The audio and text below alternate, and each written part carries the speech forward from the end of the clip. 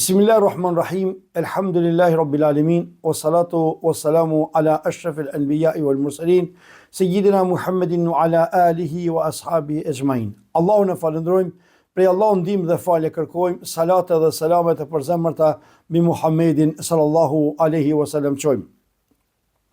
Të nderuar shikues dhe ndëgjues, kudo që jeni dhe na ndiqni, fillimisht shfrytëzoj rastin që përshëndes me përshëndetje islame. Assalamu alaikum wa rahmatullahi wa barakatuh. Paqja dhe mëshira e Allahut azza wa jall qoftë mbi ju.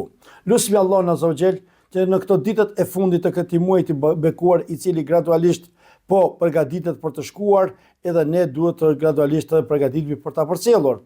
Lutim Allahun azza wa jall që këtë mysafir që e patëm, Allahu subhanahu wa taala ta pas mundësu që ta presim mirë dhe ta përcjellim edhe më mirë. Tash në fundin e Ramazanit, sicili prej neve fillon me u preokupuar edhe me ditën çështjen e punës së sadakatul fitrit. Unë nuk po du të hite sadakatul fitri, kujt më ia dhon, kujt mos më ia dhonën, sa më dhon, çish më dhon, a ushqim, ajo kjo është këtë tjetër tim. Jo, unë e kam zgjedhur një tim enkas diçka për ju, çka këtë tim rrallë e kam dëgjuar e unë po ju tregoj juve. Çka është ajo? Pra, kujna nuk ban mja dhonë sadakatul fitrin. A ka njerëz që s'ban mja dhonë? Po, ka disa njerëz që nuk ban ti mja dhonë sadakatul fitrin. Po kush janë ato? Në pika të shkurtra, pa egzageru, pa e zgjatën hiç fare. Pika e parë, numri i parë, njerëzit e parë që nuk ban ti mja dhonë sadakatul fitrin, është prindrit e tu. Prindrit edhe gjyshërit edhe më lart. Pra, nuk guxon aty në mjellon fitra. Pse? Po prindash ti e ki obligim e këshir ata, çish e ke leju vetët e prindi jot më po për fitra. Shumë pëlqen ajo fjala e hoxhës së nderuar, i cili thotë, masi e paskelon vllavin për fitra, mos e hap edhe çato. A unë po them për prindin, masi ti e paskelon prindin tan në çat drejtë, në çat gradë mos ke pruan që për fitra e paskepon mos e hap edhe çato, se as nuk e pasurojnë, as nuk e varfojnë më shumë. Kështu që prindërit ne i kemi obligim me i këshirën në Ramazan, jashtë Ramazanit, të në jetën tërsa të i kem gjallë. Edhe pas vdekjes tyne, obligim mua kemi me bo respektin ndaj prindërit tonë. Në të vdeku me bo dua, të kurse shoshnin falefisin e ty në me visituar e mi pas afer. Pra, prindërit edhe gjyshërit e kështu më radhë nuk guxon me dhon sadakatul fitrin. Rangu i dytë, ose grupi i dytë që ka e ketë ndaluar ty me dhon sadakatul fitrin, janë fëmijët e tu.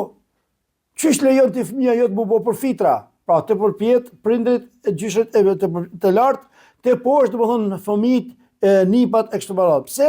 Sepse ti u a ke obligim i këshyr ato. Pikërisht për këtë çështje.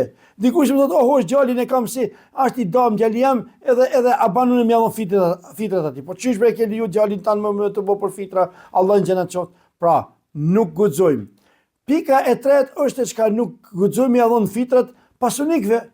Çish guxon ti pasunikit mi dhon? Fitra është që ka thonë pejgamberi sallallahu alajhi wasallam, pastrim për agjëruesin, ushqim për të varfurin. Çish guxon i pasuri më mbërzin këtë mesele? Kjo është, ngolemi sociali. Fitra është hise e fukaras, shka na aty nuk guxojmë përzi. Ta përsëris edhe një herë. Pra është hise e fukaras, shka aty i pasuri nuk ka hise. Pse? Se ka disa njerëz që janë mërzilavça. Hajt tash i pritin fitrat, grumbullon disa fitra, me çdo fitra e shtin të erin Kurban Bayram, ven Kurban Bayrami edhe që e shtin me mishe, me dëni sadaka, me dikoj diçka, edhe ai bëhet njëri përtas dhe neglizhent. Se çka do të më bën? Pra fitra është për ato që kanë skamnor, me të cilët nuk mundën me punuan. Skamnor dhe s'mundën me punuan.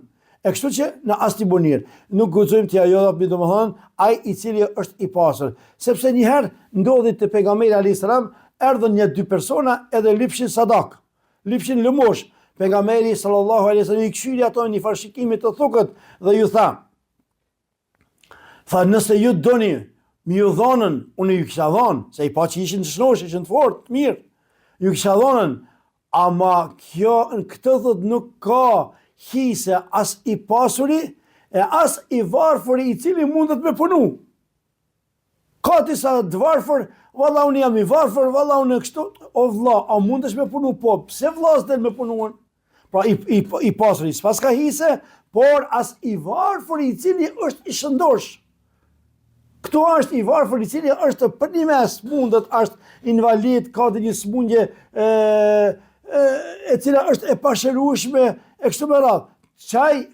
Që ti i takojnë ato fitrat. Ama, unë jam fukara, dilë tash ti mbledh me kerna në për laqe apo në për fshat atje, me mbledh ndihma. A kështu është më i forcon edhe ti.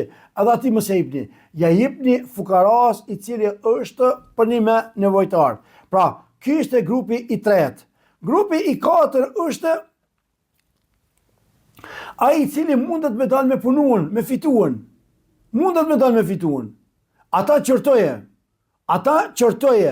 Kjo ndodhi në kohën e Omerit radiallahu anhu, kur disa të ri të musht, mashallah të shnosh, kishin dalën, ata kishin shkuar edhe falshin kohën e punës. Omeri thaj, çka bani thaj ju këto? Valla tha na punoj, asi na bëjmë ibadet, ish pa ndalë. E po mirë, kush punon për ju? Po valla po na bini vendima. Çish po na bini ndihma neve? Ti gjali shnor, gjali fort? Jo, nuk takojnë ti kështu ndihmat. Pra ndihmat i takojnë ai i cili nuk mundet. Grupi tjetër thotë është gruaja. Gruajas nuk guxon me ia dhon fitrat. Pse hor guxon me ia dhon? Çto po e shpjegoj një meselë që duhet ta dinë besimtarët. Burri e ka obligative me e këshyr gruën e vet. Çish lejon ti për shembull me leju gruën tonë me për fitra me e bën. Pra, obligimi i burrit është që ai të përkujdeset për gruën e vet. Për ata s'man me dhon fitrat. Që ti duhesh me pasën, sikur prindët e tu të shikinë në kujdesje, edhe fëmijët e tu çashtu e ki edhe gruan. Mirë, shtrohet pyetja, për nëse hoxh gruaja ka pasuni që e ka trashëgupit e prindët e vet, a ka drejta burrit vet me paguaj fitrat? Po, gruaja ka drejta me paguaj fitrat, sepse gruaja në esencë nuk e ka obligim me këshir burrin e vet. Për shembull, burrin e ka të smut. Që është tjetër rast. Burrin e ka të smut.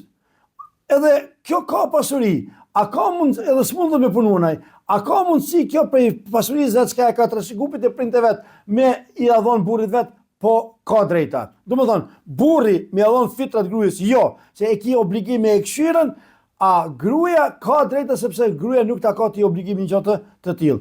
Kjo ishte grupi i 5. Grupi i 6 është pabesimtari. Na e dim se me fitra Allahun e adhurojmë. Na e dim që me fitra Allahun e adhurojmë. Tash ai përdesa nuk beson në Allah, nuk beson në pejgamber, nuk i përmbat ritualeve fetare, qoftë shahadeti, qoftë namazi, qoftë zekati, qoftë Ramazani, tash ti fitrën po ta merr? Jo, ai njerë duhet me besu të çto përpara, tani me e mor fitrën e kështu me radhë.